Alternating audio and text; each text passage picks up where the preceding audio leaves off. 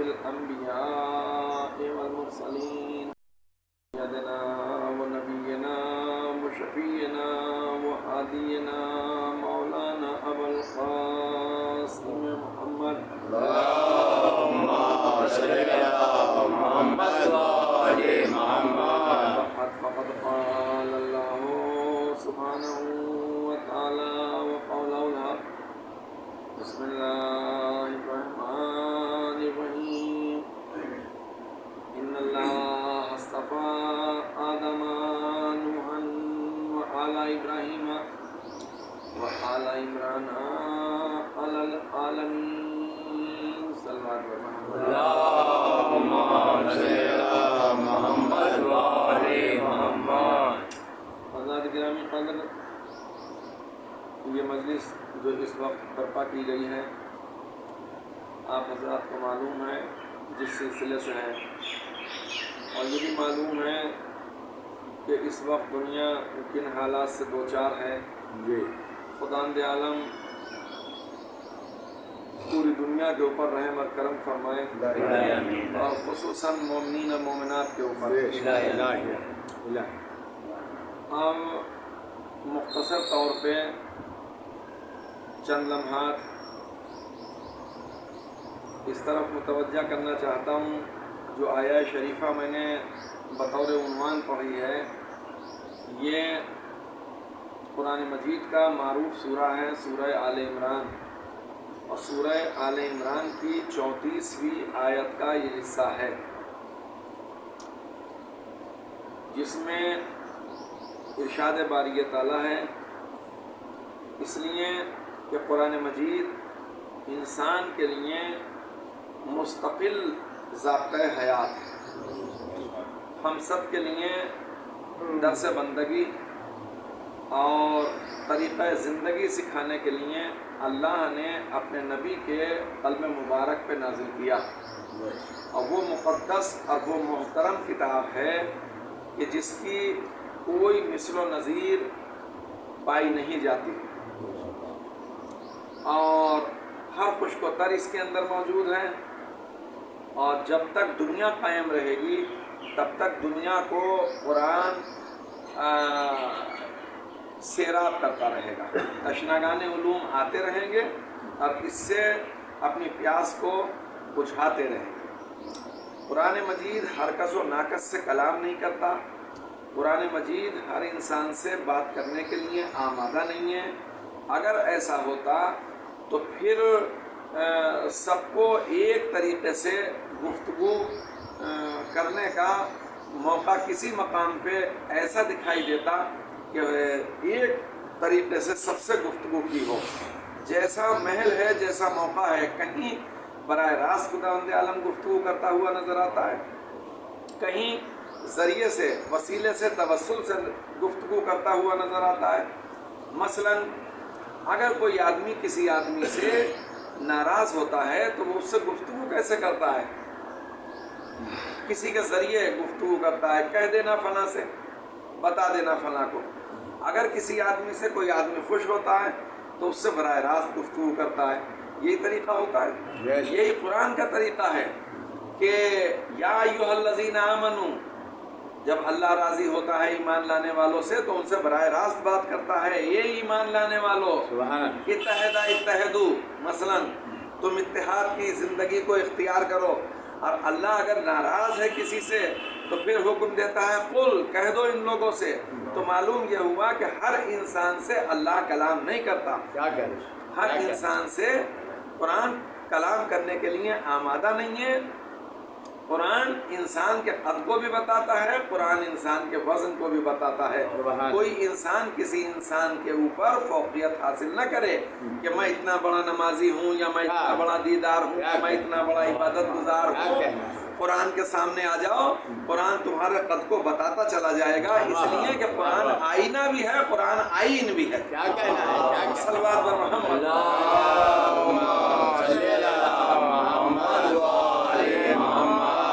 اب چونکہ قرآن ایسی کتاب ہے کہ مثلا میں آپ سے ذرا سے بلند مقام پہ بیٹھا ہوں اور میں ایسا کہہ دوں جیسے لوگ کہہ دیتے ہیں کہ میں تو قرآن سے ہی گفتگو کرتا ہوں.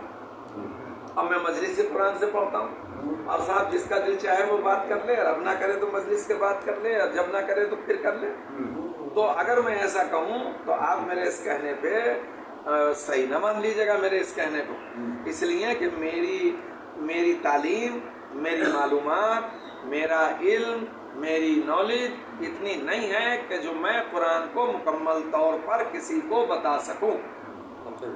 मैंने जितना सीख लिया है या जानता हूँ मामूली सा, बस मुझे इतना मालूम है, मैं ऐसा दावा करूं तो अबस है। और मजलिस में जहाँ बहुत सी चीज़ें होती हैं वहाँ मैं एक मसला बताता चलूँ दरमियान में जब जिक्र आ गया। माह रमज़ानुल मुबारक है, जो चीज़ें रोज़े को तोड़ देती हैं, नवाक़िज़ रोज़ा, उनमें से एक चीज़ मैं आपके सामने बताता हूँ। रोज़े को तोड़ देने वाली चीज़ों में से एक चीज़ ऐसी है कि जो रोज़े को ख़त्म कर देती है और इंसान को पता नहीं चलता। मसलन कोई आदमी ये कहे कि ये कौल फला मासूम का है और वो कौल उस मासूम का ना हो, और फिर उसके बाद वो ये भी कह दे कि मैंने गलत कह दिया, ये कौल मासूम का न था, तब भी उसका रोज़ा बाकी नहीं रह सकता। नवाज़िज़ रोज़ा में से है, आप पढ़ लीजिएगा, जितने रोज़े को तोड़ने वाली चीज़ें हैं उनमें से ये है कि यानी झूठी निस्बत देना, आई मैं मासूमीन की तरफ झूठी निस्बत देना रोज़े को बातिल कर देता है। तो इसका मतलब ये है कि ये मुक़द्दस मकाम जो मिंबर कहलाता है और बुलंद मकाम है, इसके ऊपर आने के बाद इंसान को एहतियात करनी चाहिए और उसको कभी भी मासूमीन की तरफ झूठी निस्बत देकर अपनी मजलिस को चमकाने की कोई बात ऐसी नहीं कहनी चाहिए कि बजाय सवाब के गुनाह हो जाए, और सिर्फ पढ़ने वाले ही को गुनाह नहीं है, ये सुनने वाला भी उसी खाने में है जिसमें पढ़ने वाला है। पढ़ने वाला भी गुनाहगार है, सुनने वाला भी गुनाहगार है। और जो लोग पानी देते हैं ऐसे लोगों को गलत बयानी के ऊपर, बाज़ लोग ऐसे होते हैं मजमे में जो उनके तैयार किए हुए होते हैं, तो उनको और ज़्यादा गुनाह होगा, इसलिए कि वो जानबूझकर ऐसे कर रहे हैं। लिहाजा बहुत एहतियात का मकाम है और इसको आप मजलिस को आसान न समझ लीजिएगा। इन लोगों में जितने यहाँ बैठे हुए हैं, इन्होंने मेरे बयान को कभी नहीं सुना, एक दो आदमी ऐसे हैं जिन्होंने सुना होगा। कभी भी आप ये ना समझ लीजिएगा कि मजलिस पढ़ना कोई मामूली मसला है, ये बहुत अहम मसला है, बहुत बड़ी जिम्मेदारी है। जितना बड़ा ये प्लेटफार्म है और हमारे यहाँ बात को पहुँचाने के लिए इतना बुलंद मकाम हासिल है कि इसमें हमारा बहुत बड़ा रोल है। हम जितनी बात कहनी चाहें और जो पहुँचानी चाहें वो हम पहुँचा सकते हैं। अगर हम सही बात पहुँचाएं तो मजमे में कोई आदमी ऐसा है कि उसको तस्लीम न करे, हर आदमी उसको मानने के लिए आमादा है। और हमारे यहाँ सच बयानी इतनी है और हमारे यहाँ अच्छाइयाँ इतनी हैं कि उनको बयान करने का हमें वक्त नहीं मिलता, तो हम गलतियों की तरफ जाएं क्यों, और हम मुखालिफ की उन कमियों को तलाश क्यों करें। पहले हम अच्छी चीज़ें बयान करें। मौलाए कायनात ने फरमाया कि तुम किसी के बुजुर्ग को बुरे को बुरा न कहना, इसलिए कि वो पलट के तुम्हारे अच्छे को बुरा कहेगा। ये मासूम का कौल है। तो कुरान हर से बात नहीं करता, और कुरान जैसा मैंने अर्ज़ किया कि मेरी इस बात को आप तस्लीम न कर लीजिएगा अगर मैं ये कह दूंगा मैं कुरान से हर बात, कुरान से जितनी मजलिस पढ़ूंगा कुरान से पढ़ूंगा, तो उसमें अगर कोई बात मैं बयान कर दूं ऐसी, तो रोज़ा मेरा बातिल हो जाएगा, नक्स हो जाएगा, उसके अंदर ख़त्म हो जाएगा। कुरान को समझने के लिए, जानने के लिए हमा वक्त हमारे दरमियान में, हमारे मजमे में एक आदमी ऐसा होना चाहिए जो कुरान के मतन को बताए। कुरान का पढ़ लेना काफ़ी नहीं है, पढ़ लेना बाइस इबादत है, उसका देखना भी बाइस इबादत है। अगर आपने नज़र की तो वो भी बाइस सवाब है। 6666 आयतों को याद करके इंसान हाफिज बन जाता है। हाफिज बन जाता है तो उसकी बहुत बड़ी अजमत होती है जो आदमी कुरान को हिफ्ज़ कर ले। मगर वो कुरान को याद करने के बाद हाफिज हो सकता है, महाफिज नहीं हो सकता। जो कुरान को याद करके लोगों के दरमियान दोहरा दे उसको हाफिज कहा जाता है, جو سر کٹنے کے بعد نو کے نیزہ پہ تلاوت کر دے اسے محافظ کہا جاتا ہے. لہذا حافظ اور ہے، محافظ اور ہے. صلوات پر محمد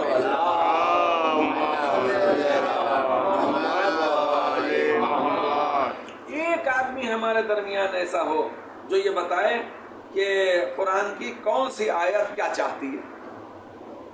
ایک آیت نہیں جان سکتے بڑے بڑے آدمی ایک آیت نہیں جانتے. میں ایک واقعہ آپ کو سنا دیتا ہوں. بنی عباس کے زمانے میں غالباً متوکل یا معتمد کا زمانہ تھا، اور ایک شخص چوری کی سزا میں گرفتار ہوا اور وہ لایا گیا دربار میں. جب آ گیا تو اس نے اقبال جرم کیا. اقبال جرم یعنی اس نے اقرار کر لیا کہ میں نے چوری کی ہے.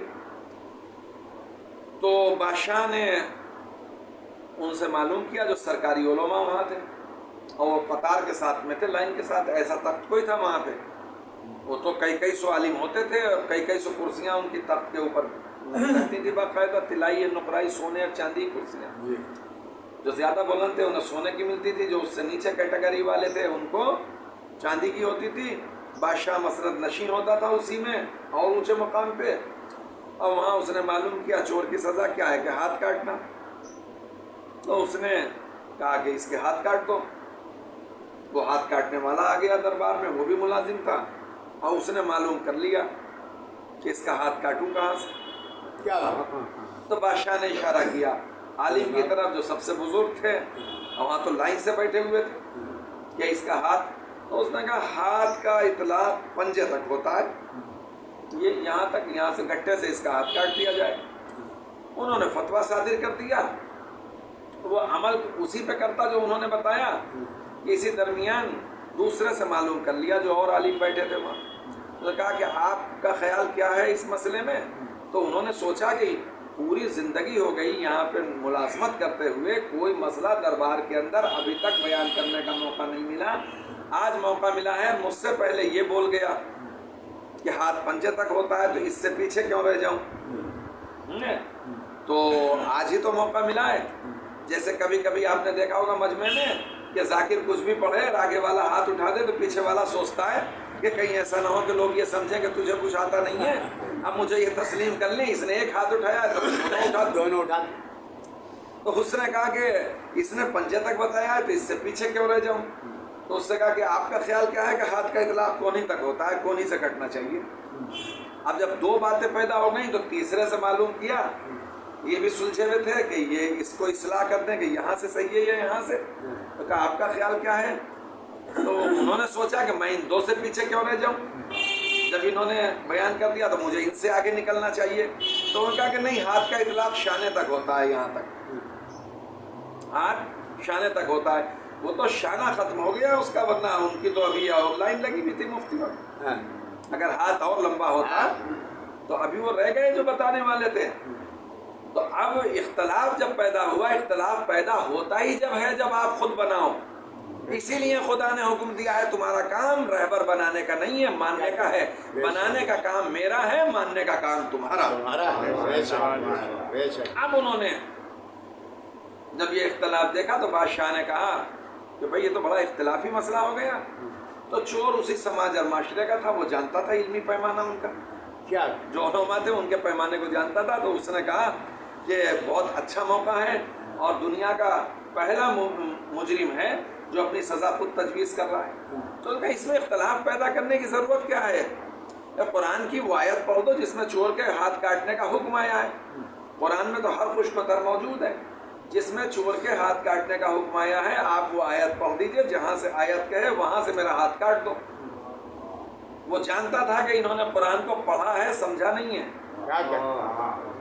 یہ بتا نہیں سکتے تو میرا ہاتھ کٹ ہی نہیں سکتا، مجھے راستہ مل جائے گا نکلنے کا. اس کو وہ سمجھتا تھا.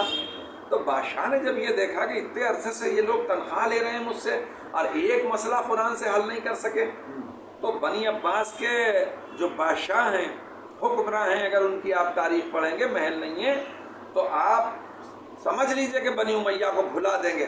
ایسے ظلم و زیادتیاں ہیں اور استبداد بنی عباسیوں کے.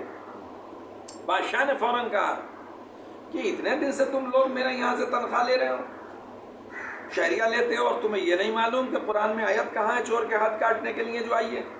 अगर तुमने आयत न पढ़ी तो इसका हाथ तो बात को कटेगा, तुम्हारी गर्दन। अब जब अपनी गर्दन का मसला आया तो ऐसे में क्या क्या होता है, जब आदमी अपने सफाइयाँ देता है तो फिर क्या क्या सूरत हाल पैदा होती है, ये हर इंसान जानता है। तो इनको दिक्कत पैदा हुई तो इन्होंने कहा हमें थोड़ा सा वक्त दे दो। यहाँ चलिए वक्त दे दिया। बहनों ने आपस में एक जगह खड़े होकर जैसे मशवरा करते हैं कि ये मसला कोई हल नहीं कर सकता, ये मसला हल कर सकता है तो सिर्फ बारिश कुरान हल कर सकता है, इसके अलावा कोई और हल नहीं कर सकता। और वो इकट्ठा होकर दर दौलत इमाम आली मकाम पे आए, नवे इमाम हजरत मोहम्मद तकी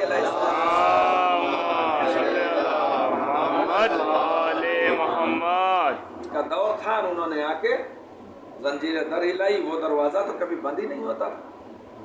आ गए और आगे का फर्जंद रसूल गर्दनों का मसला है।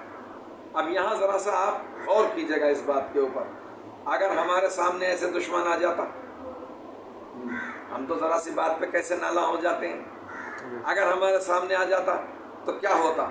आज ही तो मौका मिला है और सारे इकट्ठे हैं, ये तो एक भी नहीं बचने का। मैं क्यों बताऊं, कह देते अरे तुम तो मेरे मुखालिफ हो, तुम्हें क्यों बताऊं, मरो या रहो तुम जानो, तुम्हारा काम जाने, वजीफा ले रहे हो तुम जानो बादशाह के सामने, क्या जवाब देना है। नहीं, करीम का ये शियार नहीं होता। करीम की बारगाह में जब कोई सवाल किया जाता है तो सवाल करने से पहले वो जवाब देने के लिए आमादा होता है।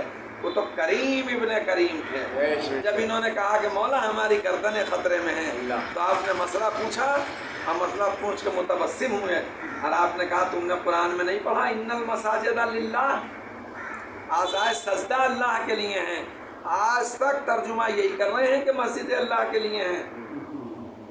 एक आयत को नहीं जाने, मस्जिद ये जो मसाजिद है, इन्नल मसाजिदा, ये मसाजिद जो है मिस्जिद की जमा है, मस्जिद की नहीं है। यहाँ पे मिस्जिद की जमा है। कितनी चीजें हैं जो नमाज में टिकनी सजदे में वाजिब है, बताएं आप। सात हैं, 2 हथेलियां, 1 पेशानी, 2 घुटने, 2 अंगूठे, 7 हैं। तो इनका टिकना नमाज में वाजिब है। तो इमाम ने कहा आज़ाए सजदा अल्लाह के लिए हैं, इसकी हथेलियों का नमाज में टिकना वाजिब है। लिहाजा इसने तुम्हारी गलती की है, तुम्हारे चोरी की है, खुदा की चोरी नहीं की, इसकी उंगलियों को काट दो, हथेलियों को बचा लो। ये मसला अगर इमाम हल न करते तो क़यामत वो मुफ्ती उस मसले को हल नहीं कर सकते थे। तो जब एक आयत बगैर हादी समझ में नहीं आई तो फिर पूरा कुरान कैसे बगैर हादी समझ में आ सकता है। लिहाजा दुनिया के अंदर एक आदमी ऐसा हो जो हमें वक्त ये बताए कि कौन सी आयत कब नाजिल हुई है, ऐसा आदमी हो सकता है तो वही हो सकता है कि जहाँ से किताब आई है वहीं का मुअल्लिम भी होना चाहिए। सल्लल्लाहु अलैहि मोहम्मद।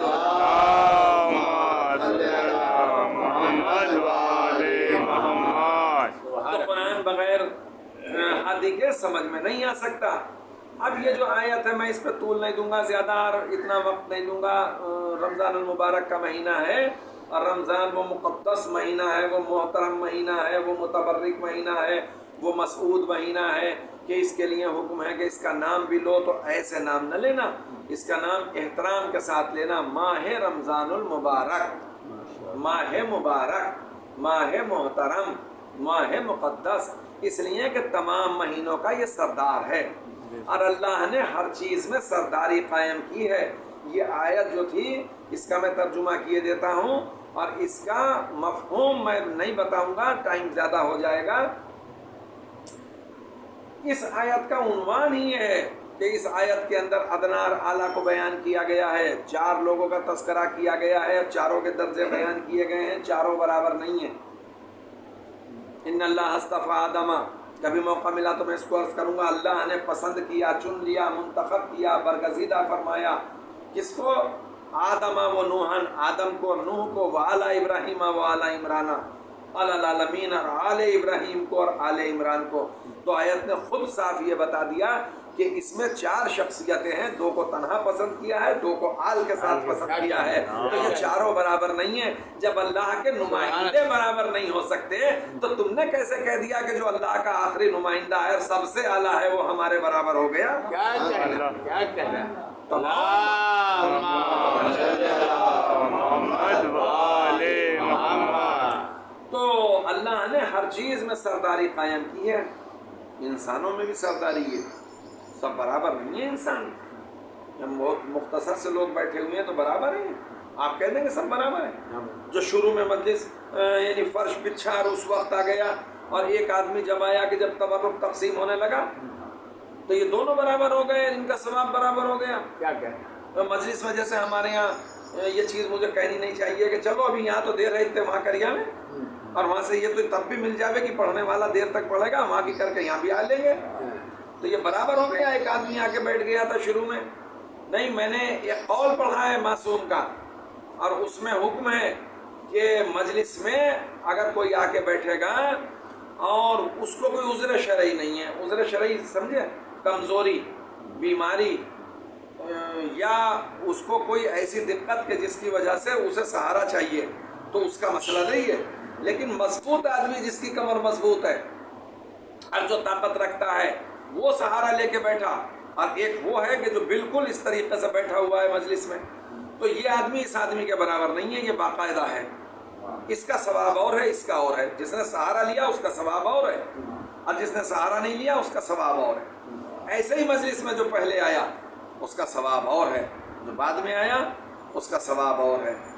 تو چھوٹے سے مجمع میں سب برابر نہیں ہے، علم کے اعتبار سے برابر نہیں ہے، ہم علم کے اعتبار سے برابر نہیں ہیں، عمر کے اعتبار سے برابر نہیں ہے، قد کے اعتبار سے برابر نہیں ہے، کچھ کم سن ہیں کچھ سن رسیدہ ہیں، تو برابر نہیں ہوئے. دن برابر ہے کہ نہیں؟ دن تو بڑے ہو جاتے ہیں، کہیں چھوٹے ہو جاتے ہیں، آج کل بڑا ہو رہا ہے، کچھ دن بعد چھوٹا ہو جائے. راتیں برابر ہیں کہ نہیں؟ راتیں برابر نہیں ہیں. راتوں میں تو یہ رات جو گزری ہے جس کے لیے ہر عالم پڑھ رہا تھا ان دنوں میں شبوں کی مجلسوں میں، لیلۃ القدر خیر من الف شہر، یہ 1000 مہینے کی راتوں سے افضل رات ہے. اب اس کا تعین نہیں ہو سکتا کہ کتنی افضل ہے، بس یہ تو وہی جانتا ہے، اس بات کو وہی جانتے ہیں جن کے گھر میں قرآن نازل ہوا. یہ اتنی افضل رات ہے کہ 1000 مہینے کی راتوں سے افضل رات ہے. اب 1000 مہینوں کو جب آپ سال میں بدلیں گے تو 83 برس ہوتے ہیں، جوڑ لینا. 1000 مہینے کے 83 برس، 83 برس کا اس مجمع میں کوئی بھی نہیں. 83 سال، ایک رات 83 سال کی راتوں سے افضل رات ہے جس کو ہم گنوا دیتے ہیں، اب جس کی ہم فکر نہیں کرتے ہیں، اور ہم اس تقاضوں میں لگ جاتے ہیں کہ کون سی مسجد میں اچھی چیز کون سی ہے اور کس وقت ہوگی، فون کر دینا، بتا دینا. تو 83 برس کی راتوں سے افضل رات ہے یہ ایک رات. تو معلوم یہ ہوا کہ راتیں برابر نہیں ہیں، دن برابر نہیں ہیں، انسان برابر نہیں ہے. تو سرداری قائم کی اللہ نے، دنوں میں سرداری قائم کی. جمعہ دنوں کا سردار ہے، سید الایام، کل کو آنے والا ہے. کل والا دن آج والے دن کے برابر نہیں ہے. رات جو آج گزر گئی ہے یہ آنے والی رات کے برابر نہیں ہے، 83 برس کی راتوں سے افضل ہے. سمجھے؟ درخت، حجر، شجر، یہ کوئی بھی کسی کے برابر نہیں ہے. پتھروں میں ایسے پتھر بھی ہوتے ہیں کہ سڑک پہ پڑے ہوئے ہیں، ٹھوکر مار کے نکل جاتا ہے آدمی، نکلتا ہے کہ نہیں؟ یا پیر سے بچا دیتا ہے کسی کے ٹھوکر نہ لگ جائے. اور ایک چھوٹا سا نگ اگر کسی کو مل جائے تو اسے دوڑ کے اٹھا لیتا ہے. تو اس کا مطلب یہ ہوا کہ یہ برابر نہیں ہے کیا؟ نہیں. تو یہ اللہ، یہ تو اللہ کی نعوذ باللہ کوئی خامی ہے کہ اس پتھر کو اس نے ایسا بنایا کہ یہ ٹھوکریں کھائے سڑکوں کے اوپر، اور یہ پتھر ایسا بنایا کہ یہ لوگوں کے ہاتھ کی زینت بنے یا گلے کی زینت بنے. یا بعض پتھر اس نے ایسے قائم کیے کہ لوگوں کے بادشاہوں کے تاج کی زینت بن جاتے ہیں. ایسے پتھر ہیں کہ نہیں ہیں؟ ارے کوہ نور ہے، وہ بھی ایک پتھر ہی تو ہے، تو بادشاہوں کے تاج کی زینت بن جاتے ہیں. ایسے پتھر بھی پیدا کیے تو اس میں ہماری خطا کیا ہے؟ عقیقوں، زمرد و لال و گوہر پیدا کیے تو یہ اللہ نے، پتھر پیدا کیے تو یہ اللہ نے. تو اس میں ہم تو یہ نہیں کہہ سکتے تو مالک یہ پتھر تو نہیں تو پیدا کیے ہیں تو تیری خامی ہے. تو آواز آئے گی کہ نہیں، ان کو بھی ایک ہی دن پیدا کیا ہے تمام پتھروں کو، اور پیدا کرنے کے بعد اس نے جیسے انسانوں کو ایک دن پیدا کیا ہے، تمام روحیں ایک دن خلق ہوئی ہیں، اور اس نے خلق کرنے کے بعد تمام ارواح سے وعدہ لیا अपनी उलूहियत का, नबी की नबूवत का, आइम्मा की विलायत का। ऐसे ही इन पत्थरों से भी उसने वादा लिया, अल्लाह अपनी उलूहियत का, नबी की नबूवत का और आइम्मा की विलायत का। जिन पत्थरों ने इकरार कर लिया, अल्लाह ने उनको वो जीनत दी कि किसी को अकीक बना दिया, किसी को ज़मरुद बना दिया, किसी को याकूत बना दिया, किसी को दुर्र नजफ बना दिया। और जिन्होंने इकरार न किया उन्हें रास्तों में पत्थरों को ठोकरे खाने के लिए छोड़ दिया। तो सब पत्थर भी बराबर नहीं है, सब इंसान भी बराबर नहीं है, सब दरख्त बराबर नहीं है। दरख्तों में ऐसे ऐसे दरख्त हैं कि जनाब मूसा से जरिया बना खुदावंद आलम बात करने का, तो दरख्त ही तो था बीच में। खुदावंद आलम ने जरिया पैदा किया आपसे गुफ्तगू करने का, तो वो दरख्त ही था। हैवानात बराबर नहीं है, न जनाब ना साहले का नाका, साले जमल नाका जमल के बराबर कोई हो सकता है? जमल का नाका और है, जनाब साहले का नाका और है। उसका कुरान में जिक्र है, इसका बदतरीन नाकों में जिक्र है, तो दोनों बराबर नहीं होते। तो दुनिया की कोई शय किसी शय के बराबर नहीं है। जब आप मुशाहिदा करने के बाद थक जाएं और कोई शय किसी शय के बराबर न मिले, तो बस एक दरवाजे पे चले जाना। अल्लाह एक दरवाजे पे जब जाएंगे, उस दरवाजे का नाम है बैत फातिमतुज़ ज़हरा। जब आप उस पे पहुंचेंगे तो बस एक ये घर ऐसा मिलेगा कायनात के अंदर के जिसमें सब बराबर हैं, और उसमें कायनात का नबी दरवाजे पे खड़े होके कहता हुआ नजर आएगा, सगीरोना कबीरोना सिवाउन। इस घर में रहने वाला चाहे छोटा हो चाहे बड़ा, ये सब बराबर। सलवात पर मोहम्मद।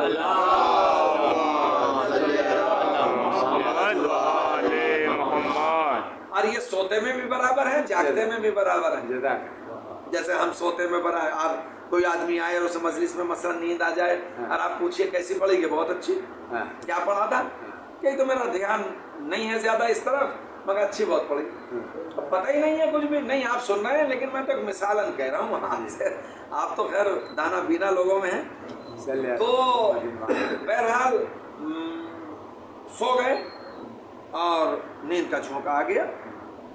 तो अब झोंका आ जाने के बाद हमारी कैफियत और हो जाती है, हमारी सलाहियत वो नहीं रहती है जो जागने के आलम में रहती है। सो जाने में और हो जाती है, जागने में और होती है। यहाँ ऐसा नहीं है। एक आदमी ने ख्वाब देखा, ये सच्चा वाक़या इमाम का। एक आदमी ने ख्वाब देखा कि मैं ख्वाब के आलम में हूँ, आलम रोया, और मेरे शहर में जो मेन मस्जिद है शहर की मरकजी, उसके अंदर रसूल खुदा सल्लल्लाहु अलैहि वसल्लम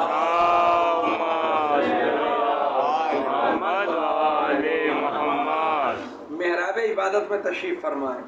मेहराब को जानते हैं, मेहराब में तशरीफ़ फरमाए। और उसने ख्वाब में ही देख रहा है वो कि मेहराब में तशरीफ़ फरमाए, सामने उनके एक तश्त रखा है और तश्त में खुरमे हैं। तो कहता है कि मैंने सलाम किया तो रसूल अल्लाह ने जवाब दिया। काबिल सदाफरी हैं वो शख्स के जिसको मौका मिल जाए ऐसे सलाम करने। बेशक का मैंने सलाम किया, रसूल ने जवाब दे दिया, और वो जो सामने खुरमे थे उसमें यूं मुट्ठी भर के मुझे यूं दिए, मैंने गोद फैला के ले लिए। अब जो उनका शुमार किया तो वो 18 थे। तो जैसा इल्म होता है वैसा फहम होता है। तो इसने ख्याल ये किया कि शायद 18 दिन जिंदा रहूं। ये इस जुस्तजू में था कि आँख खुल गई, आँख खुल गई, खुरमे 18 थे, तो इसका ख्याल ये हुआ कि 18 दिन जिंदा रहूंगा। अब ये ख्याल था इसका कि 8 दिन गुजरे थे उसी शहर में, उसी मस्जिद में, उसी जगह। इसने जागने के आलम में देखा कि 8वें इमाम हजरत इमाम अली रज़ा अलैहिस्सलाम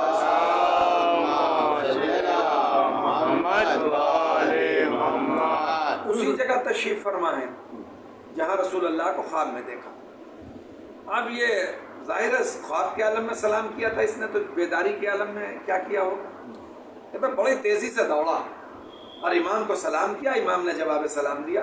बस जैसे ही जवाब दिया आपने, वैसे ही तश्त खुरमा आपके सामने भी था। आपने मुट्ठी भर के खुरमे इसकी तरफ बढ़ा दिए, इसने गोद फैला दी, शुमार किया तो तादाद 18 थी। भाई इसने इमाम से ये कहा, चूंकि ख्वाब तो थी नहीं जो आँख खुल जाती, بیداری کے عالم میں تھا، اس نے کہا یا ابن رسول اللہ ایک مٹھی اور دے دیں، تو آپ نے کہا خواب کے عالم میں اگر ہمارے جد نے ایک سے زیادہ دیے ہوتے تو جاگنے کے عالم میں ہم بھی تمہیں دوبارہ دے دیتے، چونکہ جد نے سونے کی حالت میں خواب کے عالم میں دیے تھے 18 تو ہم اس سے زیادہ تمہیں نہیں دے سکتے۔ تو معلوم یہ ہوا کہ رہبر وہ ہوتا ہے، ہادی وہ ہوتا ہے، قائد وہ ہوتا ہے، معصوم وہ ہوتا ہے، منصوص من اللہ وہ ہوتا ہے جو جاگنے کے حالات کو بھی بتا دے، سونے کے حالات کو بھی بتا دے۔ رہبر وہ نہیں ہوتا جو فیصلہ دے دے اور اسے یہی پتہ نہ ہو کہ فیصلہ نر کا دیا یا مادین کا۔ تو سو جانے کے حالات کو بھی اور جاگنے کے حالات کو بھی بتا دینے والے جو ہیں تو وہ اسی گھرانے میں ملیں گے، اس گھر کے علاوہ کہیں نہیں ملیں گے۔ لہٰذا ان سے متمسک ہونا انسان کے لیے لازم ہے، اور خدا نے باقاعدہ کھلی ہوئی آیات بھی ہیں۔ میں عرض کرتا کہ قرآن کے اندر افہام بھی ہے، تفہیم بھی ہے، کچھ آیتیں افہام میں ہیں، کچھ تفہیم میں ہیں، کچھ ناسخ ہیں، کچھ منسوخ ہیں، اور کچھ ایسی آیتیں ہیں محکم ہیں، متشابہات ہیں، کچھ آیتیں ایسی ہیں جو براہ راست کھلا فضیلت اہل بیت میں اللہ نے نازل کی ہیں، اور قرآن ان کا قصیدہ پڑھتا ہوا نظر آتا ہے۔ تو قرآن ان کی شان میں جو یہ کرتے چلے جاتے ہیں وہی تو قرآن بنتا ہے۔ پہلے یہ عمل کرتے ہیں پھر وہ آیت بنتی ہے۔ بتائیے بستر پہ پہلے سوئے کے بعد کو پہلے سوئے تو آیت آئی وَمِنَ النَّاسِ مَن يَشْرِي نَفْسَهُ ابْتِغَاءَ مَرْضَاتِ اللَّهِ وَاللَّهُ رَءُوفٌ بِالْعِبَادِ۔ انہوں نے پہلے زکوٰۃ دی حالت رکوع میں، تو انما ولیکم اللہ بات کو آئی، پہلے چادر تطہیر میں محو آرام ہوئے، آیا تطہیر بات کو آئی، پہلے روزے رکھے سورہ دہر بات کو آیا، پہلے جہاد کیا کانہم بنیان مرصوص بات کو نازل ہوئی۔ تو معلوم یہ ہوا کہ جو یہ عمل کرتے ہیں وہ قرآن بنتا ہے، تو یہ عمل کرتے چلے جاتے ہیں قرآن بنتا چلا جاتا ہے۔ ان کی فکر کے سانچے کا نام قرآن ہے۔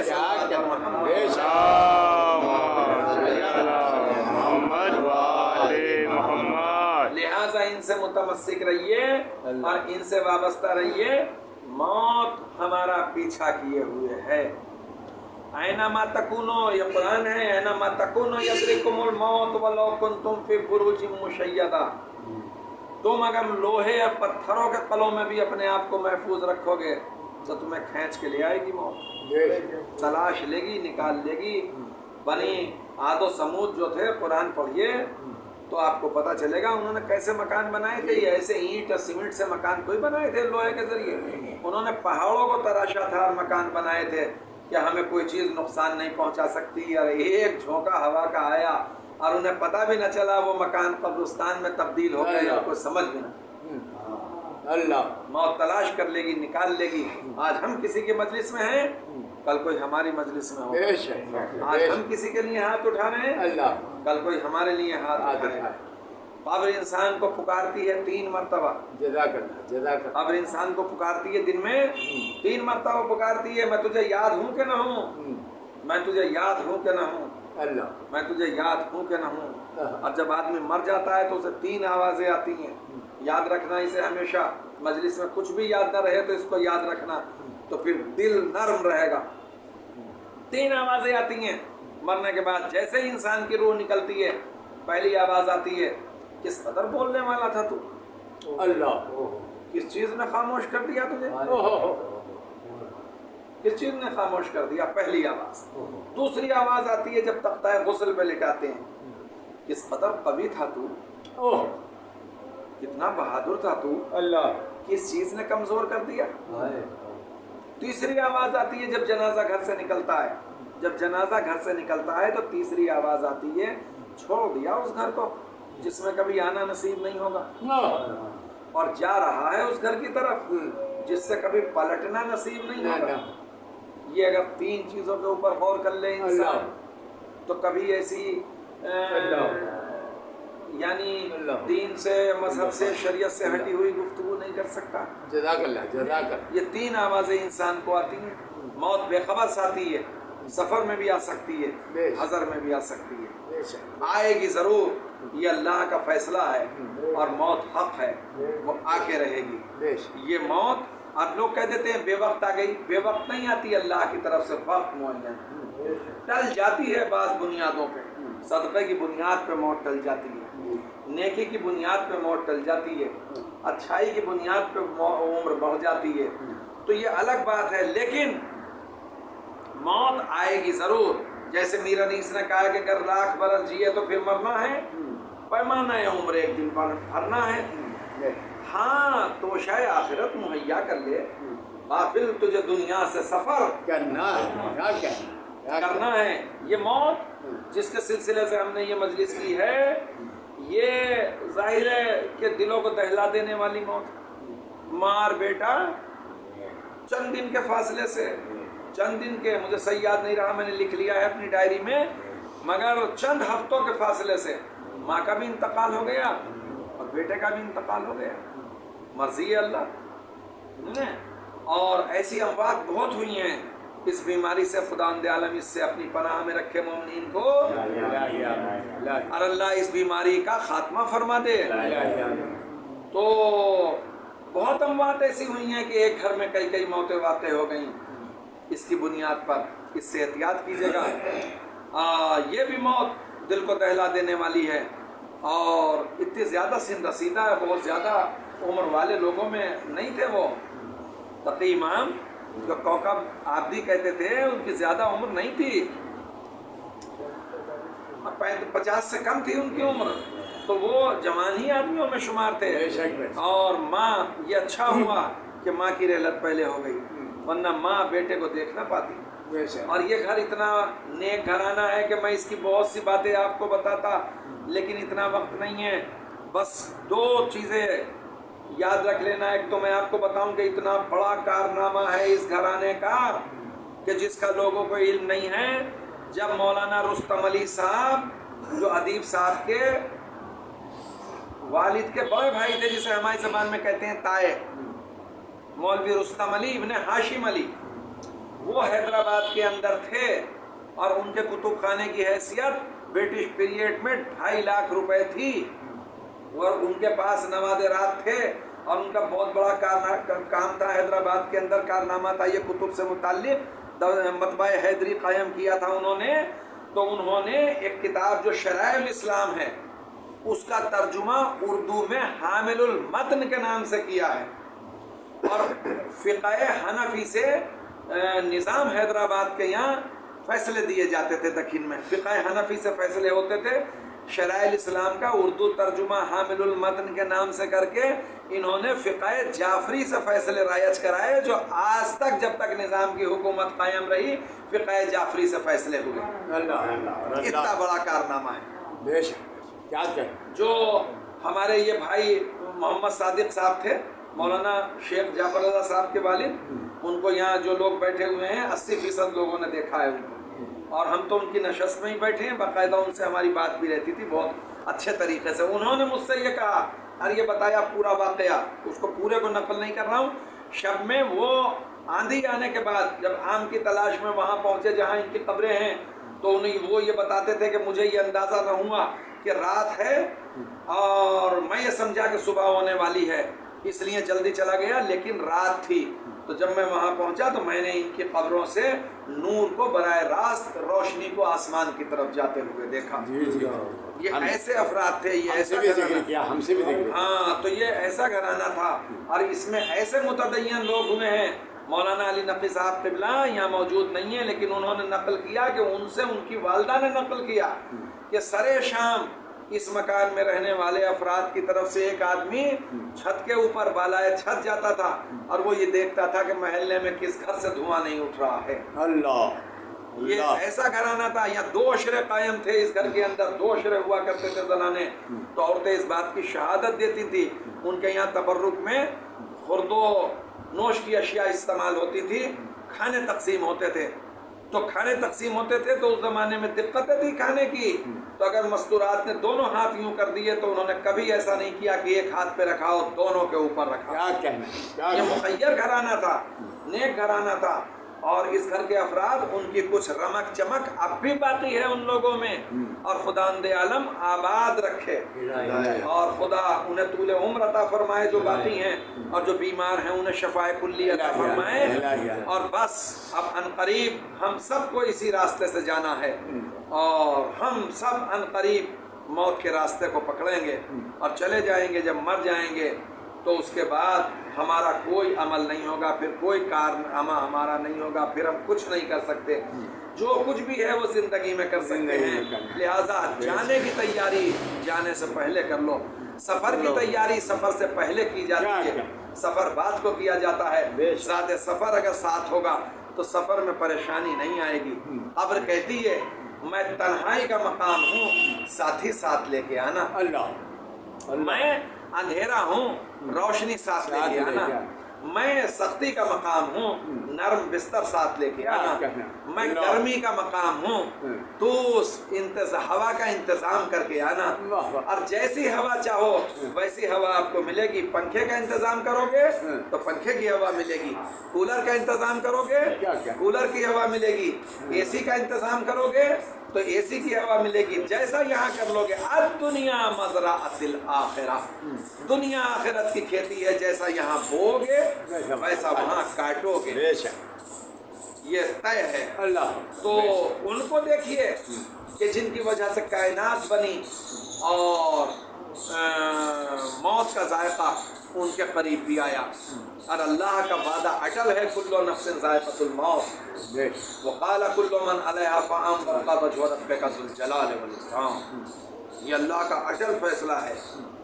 تو ان سے وابستہ ہو جائیے جنہوں نے اپنا بھرا گھر لوٹانے کے بعد اس مذہب کی تحفظ کے لیے، اس کی حفاظت کے لیے انہوں نے اب بیش بہا قربانیاں پیش کی، اور ان کے غم کو صحیح طریقے سے معرفن کے سمجھیے اور سنیے، معرف بنیے ان کے غم سے۔ سبق یہ مجلسیں جو ہیں یہ عبرت کے لیے ہیں، یہ ہائے اللہ کے لیے نہیں ہے، یہ نصیحت کے لیے ہے کہ ہم فرش اعضاء سے نصیحت حاصل کریں۔ انہوں نے کیسی کیسی قربانیاں دیں، کیسی کیسی جافشانی، کیسی کیسی، کسی آدمی میں یہ دلیری پیدا نہیں ہو سکتی، جیسے ابھی بھائی طاہر نے شعر پڑھا کہ غم حسین میں اشکوں کے بہ گئے دریا، زمانہ اتنا نہ رویا کبھی کسی کے لیے۔ بے شک بے شک بے شک، ان کا وہ کار نمایاں ہے، اے حسین ابن علی، دنیا کے اوپر آپ کا احسان ہے، بے شک، دنیا جب تک قائم رہے گی آپ کو کبھی فراموش نہیں کیا جا سکتا۔ انہوں نے وہ قربانیاں دی ہیں، اور انہوں نے وہ عظیم قربانیاں دی ہیں کہ میں زیادہ وقت نہ لیتے ہوئے ایک ذرا سا کنائے کے طور پہ آپ کے سامنے عرض کروں۔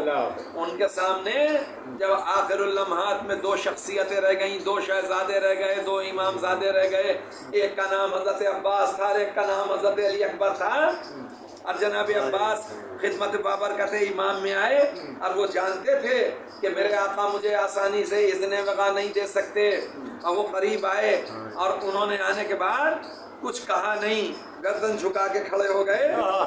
تو آپ نے فرمایا کہ میں سمجھتا ہوں تم جس ارادے سے آئے ہو۔ تو آپ نے کہا آقا آپ امام ہیں، آپ کو سب معلوم ہے، مولا میرا دل جینے کو نہیں چاہتا۔ یہ عجیب فقرے ہیں روایت کے، مولا میرا دل تنگ ہو گیا، میرا دل بھر گیا۔ کس لیے بھر گیا؟ جنہیں میں نے گودی پالا تھا وہ چلے گئے، جنہیں میں نے جھولا جھولایا تھا وہ مر گئے، جنہیں میں نے کاندھے پہ سوار کیا تھا انہیں میں نے مٹی میں چھپتے ہوئے دیکھ لیا۔ مولا تیغوں سے عجب سروے رواں کٹ گیا آقا، واللہ کے دل سے اب پھٹ گیا آقا۔ مولا میرا دل پھٹ گیا، اب میرا دل زندہ رہنے کو نہیں چاہتا۔ باپ نے حسرت بھری نگاہوں سے دیکھا، دیکھنے کے بعد کہا عباس تم لڑنے کے لیے نہ جاؤ، تم مجھے چھوڑ کے نہ جاؤ۔ تو کہنے لگے آقا پھر کیا کروں؟ کہ تم بیٹھو خیمے کے اندر، میں جاتا ہوں، یہ میرے دشمن ہیں تمہارے دشمن نہیں ہیں، تم خیمے میں بیٹھو میں جنگ کرتا ہوں۔ اب دیکھو جب میں میر انیس کا تخیل ہے جو آپ کے سامنے پیش کر رہا ہوں، کہتے میں میدان میں جاتا ہوں، اب بس اتنا کرنا جب میں قتل ہو جاؤں تو میرے لاشے کو اٹھا لانا، तुम्हारे बाकी रहने से दो बातें होंगी, मेरा लाशा पामाली से बचेगा, मेरी बहनें बेरिदाई से बचेगी। बस जब ये जुमला सुना तो दिल घुटने लगा और कहने लगे आका आप मुझसे गुलाम से ये गुलाम को ऐसा हुक्म न दीजिए, मौला ये तो हो ही नहीं सकता, आका आप मेरे सामने चले जाएं, मौला गुलाम घुट के मर जाएगा। और ये कह के जो आपने कहा तो मीर अनीस ने इसको नज्म किया है और उन्होंने कहा कि अब्बास ने की अर्ज बजा होता है इरशाद, काबिल इसी खिदमत के था ये बंदा है नाशाद, हजरत के गले पर तो चले खंजर फौलाद, हम बैठ के खैमे में सुने रांडों की फरियाद, गारत की खुशी लश्करे पे पीर में देखे और आबिद का गला तौबे गुलूब वीर में देखे, मौला आपकी शहादत हो, सैयद सज्जाद के गले में रस्सी बंधे, सैदानियों के सर से रिदाए छिने, गुलाम बैठ के देखे, मौला ये मुझसे नहीं हो सकता। जब आपने ये जवाब दिया तो आपने फरमाया कि अच्छा अगर तुम ऐसा नहीं करते तो एक मेरा दूसरा ख्याल है, तुम इसको कर लो। तो आपने कहा मौला बताइए, हुक्म दीजिए, आप जो फरमाए मैं वो करूँगा। तो आपने कहा बस मैं ये चाहता हूँ कि तुम बच जाओ, ये मेरे दुश्मन हैं तुम्हारे नहीं है, तुम यहाँ से चले जाओ, तुम चले जाओ। तो आपने कहा आका आपका हुक्म है कि मैं चला जाऊँ, तो आप ये भी बता दीजिए मैं कहाँ जाऊँ। तो आपने कहा कि तुम नजफ चले जाओ, यहाँ से नजफ करीब है, नजफ चले जाओ। तो कहने लगे कि नजफ जाके क्या करूँ, कब बाबा की कब्र है मुजावरी कर लेना। और जब ये कह लिया तो आपने जो जवाब दिया आका आपका हुक्म है मैं चला जाऊं और मैं बाबा की कब्र पे नजफ में पहुंचूं, और जब नजफ में पहुंचूं और मुझसे शाह नजफ मालूम करें अब्बास मेरा हुसैन कहाँ है, तो मैं कह दूं कि तेगों की घनी छाव में अकेला छोड़ आया, मैं कह दूं तलवारों में छोड़ आया, मैं कह दूं नैज़ों की बाड़ों में छोड़ आया, मैं ये कह दूं दुश्मनों के नरगे में अकेला छोड़ आया।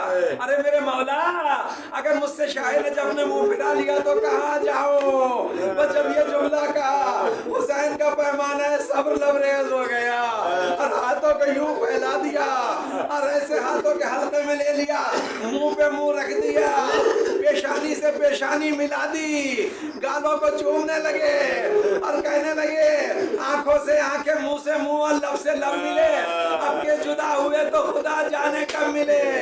अब मैं कुछ नहीं कहता, खैमे में आए कैसे रुखसत हुए मैं नहीं कह सकता। कमाल लखनवी का एक शेर मुझे बहुत पसंद है, जब आखिरी रुखसत को आए सैदानियों से रुखसत हुए, अब मुसाफिर जब चलता है घर से तो जिससे ज्यादा मोहब्बत होती है उससे बाद में मिला करता है। सबसे आखिर में तारीख ने लिखा कि नजरें घुमा के देखा तो क्या क्या देखा, किसी को देखना चाहते थे और जब कुछ नजर ना आया तो आवाज दी सकीना, एक छोटी सी बच्ची सामने आ गई, अरे मेरे चचा, चचा और भतीजी की आखिरी मुलाकात। न इसके बाद सकीना ने अब्बास को देखा, न अब्बास ने सकीना को देखा, इसलिए कि सबके लाशें मख्तल से आए, अब्बास का लाशा भी नहीं आया।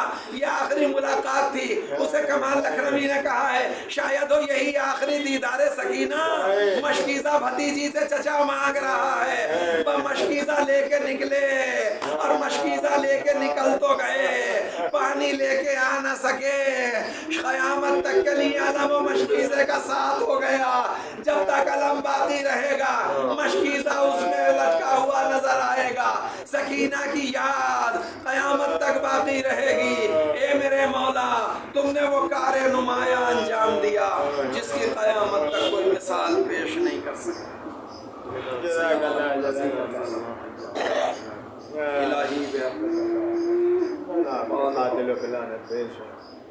पालने वाले इन आवाज़ों पर रहमत नाज़िल, ये तेरे प्यारे के अज़ादार हैं, इन्हें कोई गम न देना सिवाय गम हुसैन। मालिक जो मर गए हैं उनकी मग़फ़िरत फरमा, जो बे औलाद हों उन्हें औलाद सालेह अता फरमा, जो परेशान हाल हों उनकी परेशानियों को दूर फरमा। इस मजलिस का जो सवाब मुअय्यन किया है वो मरहूमीन के लिए तसल्ली का बाइस करार, उनके दर्जात को बुलंद फरमा, उनको अपने जवार आलिया में बुलंद मकाम अता फरमा। बेहक़ अइम्मा मासूमीन हाज़रीन बज़्म के दिली मक़ासिद को पूरा फरमा। आने वाले तूने वादा किया है इस जिक्र के बाद दुआएं कबूल होती हैं, इन तमाम आने वालों की जायज़ दुआओं को कबूलियत का दर्जा, अब पालने वाले इस बीमारी का खात्मा फरमा पालने वाले इस बीमारी से निजात दें। मालिक इमाम हुसैन की ज़ियारत का शरफ अता फरमाए। जो यहाँ मौजूद हैं उनको भी, जो मौजूद नहीं है मोमिनीन को शरफ ज़ियारत इमाम हुसैन अता फरमाए। और अगर ज़िंदगी में ज़ियारत न कर सकें तो कब्र में उनकी ज़ियारत नसीब हो और हश्र में उनकी शफाअत नसीब हो। और जो मकरूज़ हो कर्ज़ मुस्लिम के वास्ते से उनको कर्ज़ से सुबुकदोश, जो साहिबान दुख्तर हैं उनके वालिदैन को उनकी शादियों से सुबुकदोश होने का मौका दो। बीमारों को शफा अता फरमा। हमारे वालिदैन अगर ज़िंदा हैं तो उन्हें उम्र तवील अता फरमा, और हम में से बास के वालिदैन मर गए हैं तो उनकी मग़फ़िरत फरमा, और ज़्यादा इम्तिहान न ले हमारे ईमान के ज़रूर में ताजील फरमा, ताजील फरमा, ताजील फरमा। हमें उनके अंसार में शुमार फरमा और उनके सामने शहीद होने का शरफ अता फरमा।